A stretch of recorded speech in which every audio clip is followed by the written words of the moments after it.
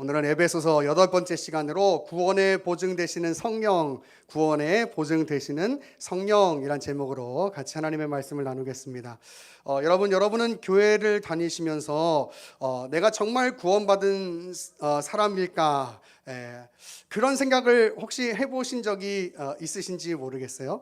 아마 어떤 사람이든지 간에 이런 생각을 하실 때는 내가 하나님 앞에서 거룩하게 살아가지 못할 때 그런 생각을 좀 하게 되는 것 같습니다.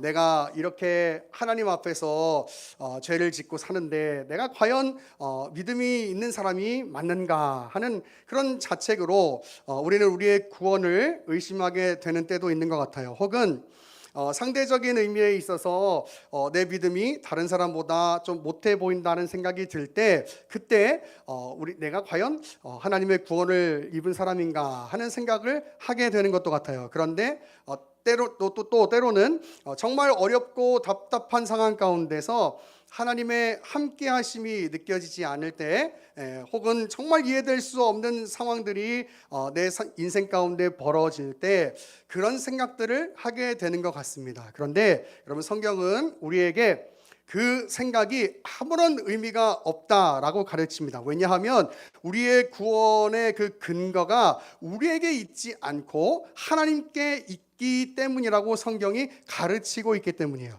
여러분, 오늘은 우리가 이 부분을 조금 묵상해 보려고 합니다.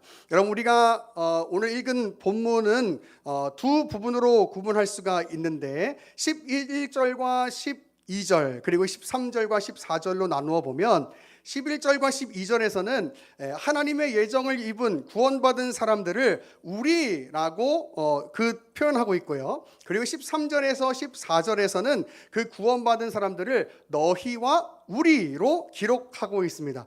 그래서 우리는 먼저 이 부분을 명확하게 하고 본문을 좀 묵상할 필요가 있습니다. 12절을 보면요, 우리가 전부터 바라던이라는 표현이 등장합니다. 전부터 바랐다는 것, 그것은 바로 예수 그리스도를 전부터 기다렸다라는 말이고, 그래서 11절과 12절에 나오는 우리라고 하는 단어는 먼저 복음을 받아들이게 된 유대인을 의미합니다. 그러면 13절에 나오는 너희는 누구일까요? 바로 하나님의 은혜로 구원을 받은 에베소 교회 성도들. 조금 더 넓게 보면 바로 유대인이 아닌 구원받은 모든 사람들을 의미한다라고 이야기할 수 있어요. 그런데 14절에서는 다시 우리라고 하는 단어가 나옵니다. 이것은 여러분, 우리 10절 우리가 기억해 보시면 알겠지만 10절에서 말한 것처럼 여러분, 모든 구원의 대상들은 그리스도 안에서 다시 통일된다라고 이야기했어요. 즉 하나된 존재다라고 말했단 말이에요. 그래서 이 유대인이나 이방인이나 그 모두를 포함한 단어가 바로 이 14절에 나오는 우리라고 하는 단어예요. 그래서 여러분, 오늘 본문에 대해서 이야기할 때 나오는 우리나 너희 뭐 이런 단어들은 우리가 모두 그냥 구원받은 사람들로 생각하면 오늘 본문을 묵상하는데 조금 편하실 것이라고 생각을 합니다. 자, 그러면 오늘 본문을 이제 조금 더 자세히 살펴보려고 합니다. 본문 11절은 우리가 하나님의 계획에 따라서 그의 기업이 되었다라고 말하고 있습니다. 우리가 기업이 되었다라고 하는 말은요, 우리가 지금까지 살펴본 것처럼 우리가 하나님의 택함을 입었다라고 하는 뜻이에요. 여러분, 여기 기업이라고 하는 단어는 어떤 의미가 있냐면 제비를 뽑다라고 하는 의미를 가지고 있어요. 즉 우리는 하나님에 의해서 택함을 받았다라고 하는 뜻이죠. 그 택함이 어떻게 이루어졌다고 말해요? 하나님의 뜻의 결정을 따라 세워진 계획으로 말미암아 이루어졌다라고 이야기를 합니다. 그냥 제비 뽑기는 그냥 우리가 뭐 뽑고 싶은 거 이제 그냥 막 뽑으면 된다 이렇게 생각하고 뽑을 수 있는데, 사실 그 안에도 내가 이걸 뽑을까 저걸 뽑을까를 결정한 다음에 그 다음에 뽑잖아요. 이 택하심이 제비 뽑기라고 하는 단어라 그랬잖아요. 이 택하심이 하나님의 놀라우신 그 계획 가운데서 세워진 그 택하심인데, 그 택하심이 아주 그 하나님의 본질적인 결정 안에서 이루어졌다라고 이야기를 하고 있는 거예요. 여러분, 여기 결정은요 어떤 의미가 있냐면 의논하다라고 하는 의미를 가지고 있어요. 의논하다. 하나님께서 과연 누구와 의논하십니까? 우리와 의논하세요? 아니죠. 바로 삼위 하나님께서 함께 그 일을 본질적으로 결정하셨다라고 하는 말이에요. 여러분, 이 말은 우리의 구원이 절대적으로 어떤 우연이나 또 혹은 나의 어떤 노력에 의해서 되었다는 것이 아니고 하나님의 절대적인 의지에 의해서 되어진 것이라고 하는 사실을 아주 명확하게 드러내주고 있다라고 하는 사실이에요. 내가 구원받은 것은 바로 하나님의 의지에 의해서 우리가 구원받게 되었다라고 하는 이야기예요. 그렇기 때문에 우리는 우리의 구원을 절대로 의심할 이유가 없습니다. 왜냐하면 하나님의 의지에 의한 그 결정으로 이루어진 것이 바로 나의 구원이기 때문이에요.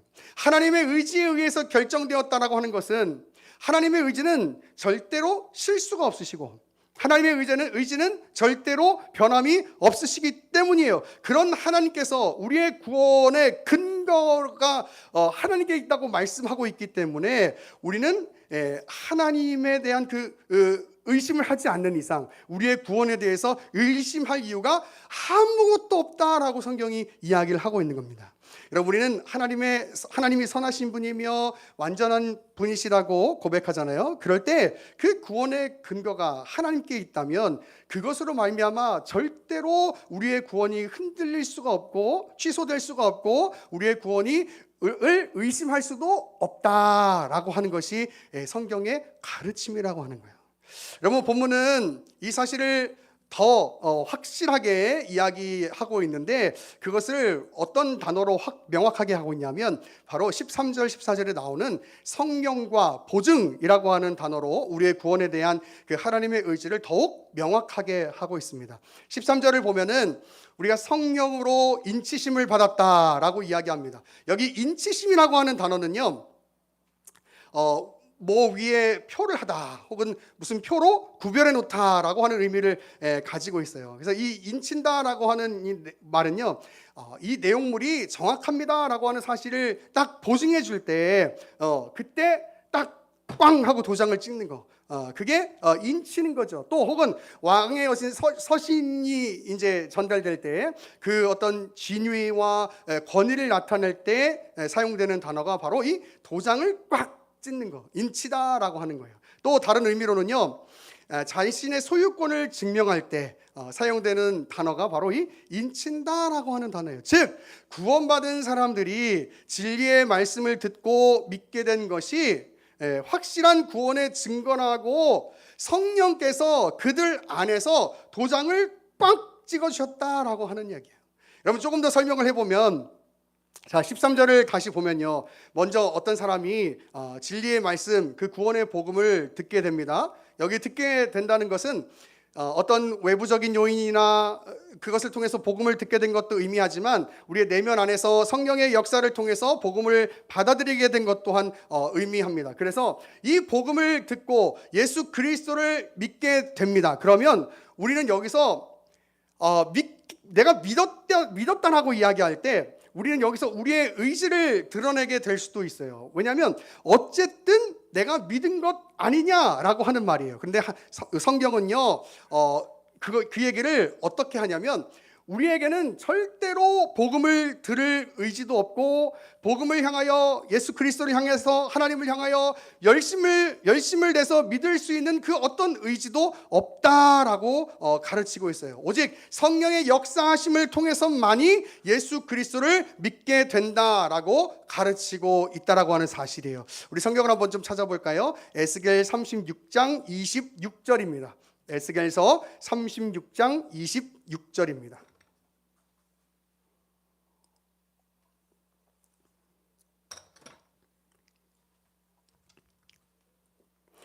제가 읽어볼게요. 또 새 영을 너희 속에 두고 새 마음을 너희에게 주되 너희 육신에서 굳은 마음을 제거하고 부드러운 마음을 줄 것이며, 자, 새 영을 우리 가운데 주신다라고 이야기했어요. 한 군데 더 찾아볼게요. 고린도후서 1장 21절 22절입니다. 고린도후서 1장 21절 22절.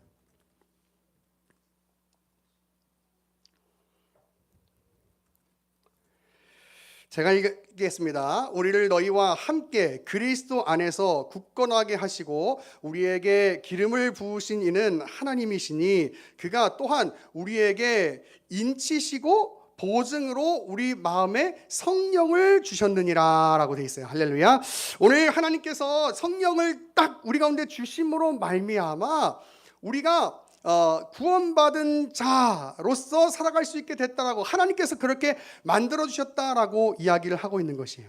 하나님께서 구원받을 자를 택하셨을 뿐만 아니라 그들이 복음을 듣고 믿을 수 있도록 성령으로 거듭나게 하셨다라고 하는 사실이에요. 여러분, 그렇기 때문에 우리의 구원의 증거는 바로 무엇이냐면 성령께서 우리와 함께 하신다라고 하는 사실이에요. 그것이 우리의 구원의 증거인 것입니다, 여러분. 그래서 14절에서는요, 성령이 우리의 보증이 되신다라고 말하고 있는 거예요.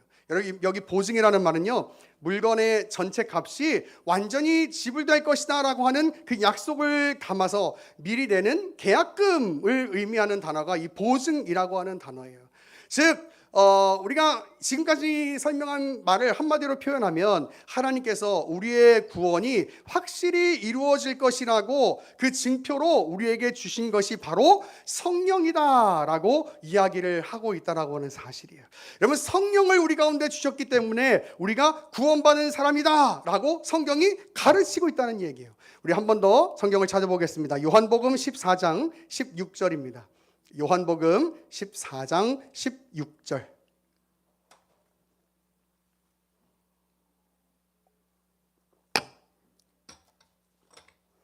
요한복음 14장 16절 제가 보겠습니다.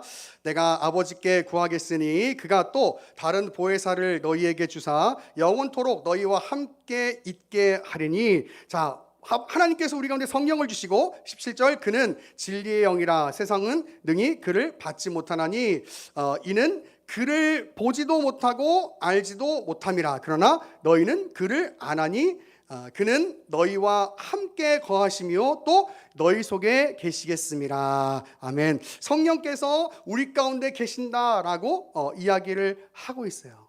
여러분, 이게 성령의 인치심이고 이게 성령을 우리 가운데 구원의 증거로 주신 그 하나님의 약속이라고 하는 사실이에요. 여러분, 그러면 성령의 인치심이라는 것은 과연 무엇일까? 우리가 성령의 임함, 성령의 충만함 이런 것을 우리가 좀 생각할 때 대체로 많이 생각하는 것이 은사, 혹은 뭐 신비적인 체험들, 그런 것을 많이 생각할 수 있어요. 그죠? 방언을 막 하는 거라든지 뭐 이런 것들을 성령의 임하심이다라고 생각할 수가 있는데 성경은 성도가 복음을 듣고 믿게 된 것과 또 성령의 인치심을 하나로 연결해서 설명하고 있어요. 오늘 본문 이 13절 가서 보면 이렇게 돼 있는데, 자, 그 안에서 너희도 진리의 말씀 곧 너희의 구원의 복음을 듣고 그 안에서 또한 믿어 약속의 성령으로 인치심을 받았으니. 여러분, 이게요, 우리 한글로 보면은 순서로 이렇게 되어 있는 것 같지만 이게 동시적인 단어다, 동시적인 사건이다라고 이 원문에서는 이야기를 하고 있거든요. 이 말은 무슨 말이냐면 우리가 복음을 받아들이고 믿게 될 때 그때 성령이 우리 마음 가운데 함께 하고 계신다라고 하는 의미예요. 자, 다시 한번 여러분 잘 생각해 보세요. 자, 우리가 복음을 듣고 말씀을 믿게 될 때 그때 성령이 우리와 함께하고 계신다. 순서적으로 생각하시면 안 되고 그 모든 사건들이 동시적으로 이루어진 사건이다라고 여러분 생각하셔야 돼요. 자, 이렇게 얘기를 해볼게요. 여러분은 언제 예수님이 나의 구세주라고 고백하게 되셨다고 생각하세요? 내가 이렇게 좀 돌아보니까 언제 예수님을 내가 나의 구주로 고백했을까? 여러분, 혹은 우리가 이번 한 주 동안 특세를 했는데 우리가 특별 새벽 예배에 나올 수 있는 그 열심, 그 믿음을 갖게 된 것이 언제부터일까? 우리가 언제 예수님이 정말 죽으셨다가 부활하셨다고 믿게 되었을까? 여러분, 우리는 그 정확한 시점을 알지 못합니다. 하지만 중요한 것은 우리가 지금 그 사실들을 믿고 있다라고 하는 사실이고 우리가 이 자리 가운데 나와서 예배하고 있다라고 하는 사실이에요. 여러분, 분명한 것은 사람마다 조금씩 믿음의 차이가 있을 수가 있고 신앙의 차이가 있을 수 있어요. 그러나 중요한 사실은 뭐냐면 그 안에 성령께서 함께하고 계신다라고 성경이 이야기하고 있단 말이에요. 성령이 함께하고 계신다면 적어도 우리 안에서 일하고 계시는 성령이 계시기 때문에 우리는 하나님께서 주신 그 구원에서 절대로 벗어날 수 없다. 하나님께서 우리 가운데 주신 구원에서 절대로 벗어날 수 없다라고 이야기하는 것이 성경의 가르침이라고 하는 사실이에요. 여러분, 성령을 우리 가운데 주셔서 우리의 기업의 보증, 우리의 그 구원을 보증해 주신 하나님이 우리 가운데 그렇게 일하시고 계신다라고 이야기하고 있는 것이죠. 하나님은 우리에게 성령을 주셨기 때문에 우리의 구원이 반드시 이루어질 것이다 라고 확신해도 좋다라고 말하고 있는 것이 바로 성경의 가르침이에요. 왜? 그 근거가 나에게 있지 않고 하나님께 있기 때문이라고 하는 사실입니다. 여러분, 그래서 성도는요 결코 우리 하나님의 그 구원에서 벗어나지 않습니다. 그리고 결국 하나님을 찬송하게 돼요. 하나님을 찬송하는 자리에 가게 됩니다. 여러분, 왜 그런가? 여러분, 이미 우리가 예수 그리스도를 믿고 성령을 받고 이제 믿음 생활을 하고 있지만, 그러나 우리는 아직 완성되지 않은 그 하나님의 나라에서 살아가고 있잖아요.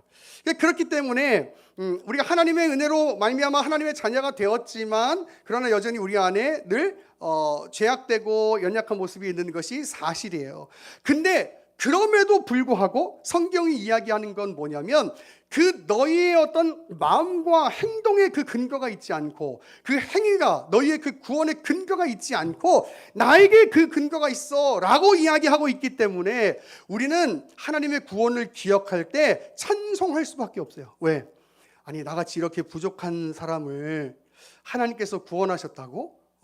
근데 그 구원이 절대 취소되지 않는다고? 라고 이야기할 때 우리는 그 은혜를 기억할 때 여러분, 하나님을 찬송할 수밖에 없다고요.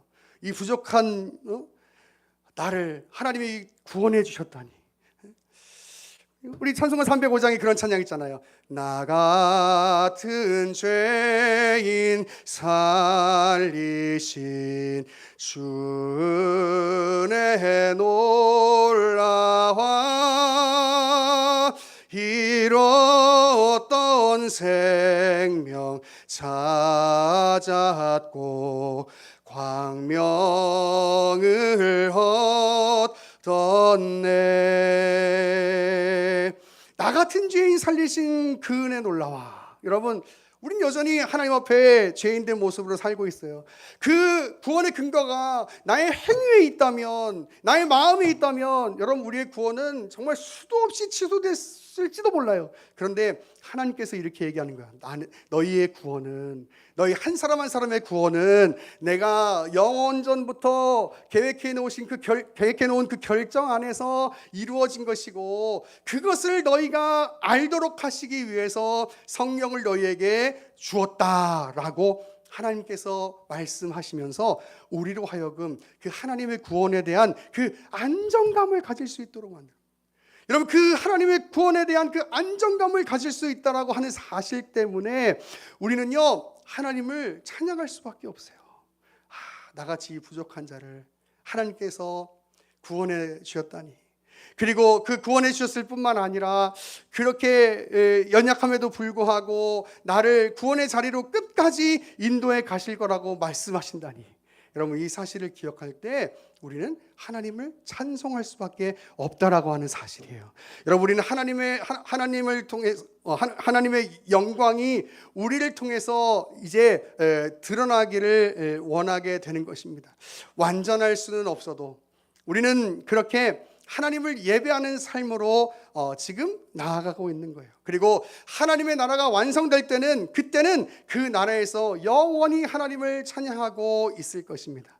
여러분, 이것이 바로 우리를 향하신 하나님의 구원 계획이며 우리를 구하신 이유, 목적이기도 한 것이라고 하는 사실이에요.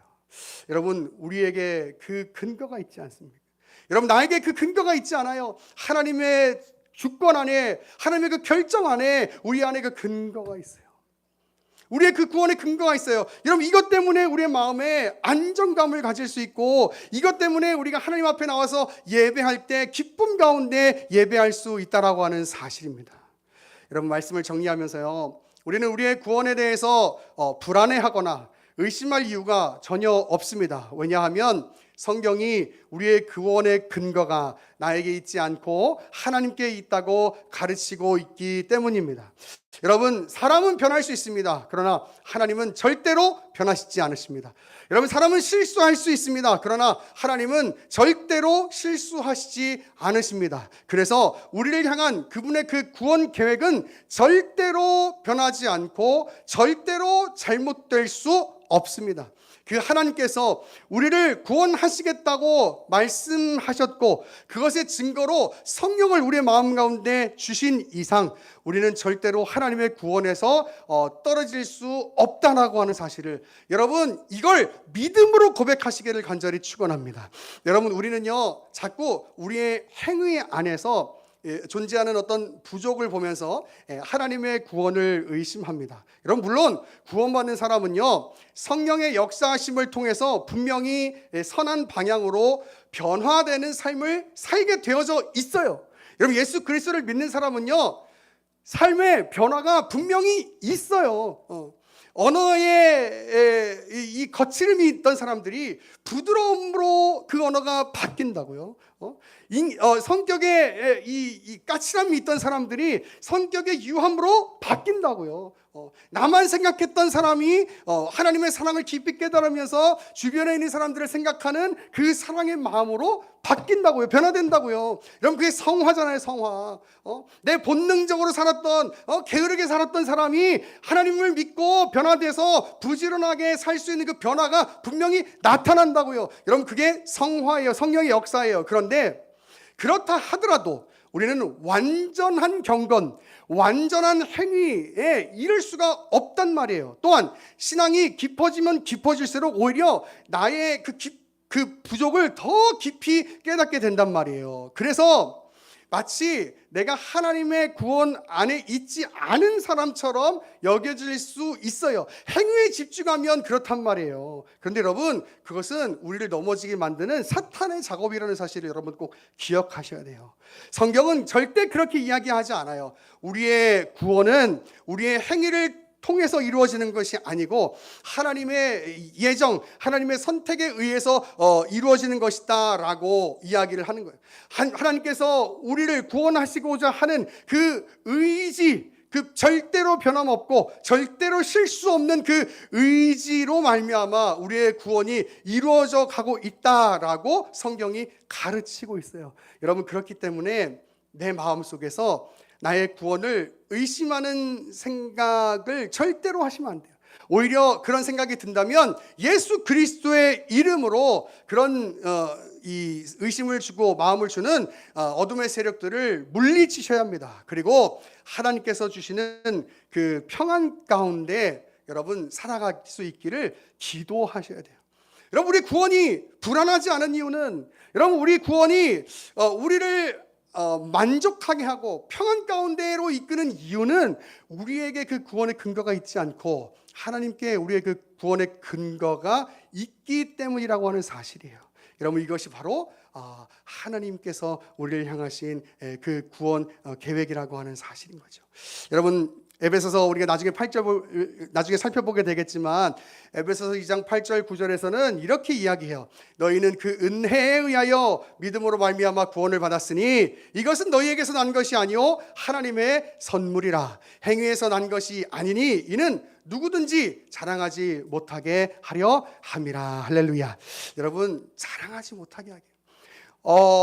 내 어떤 행위가 중요한 것이 아니고 하나님께서 나같이 부족한 자를, 나같이 연약한 자를 구원하시고자 하는 그 하나님의 뜻, 그것을 계획을 세워놓으셨기 때문에 우리가 이 구원의 자리에 있을 수 있다라고 성경이 가르치고 있습니다.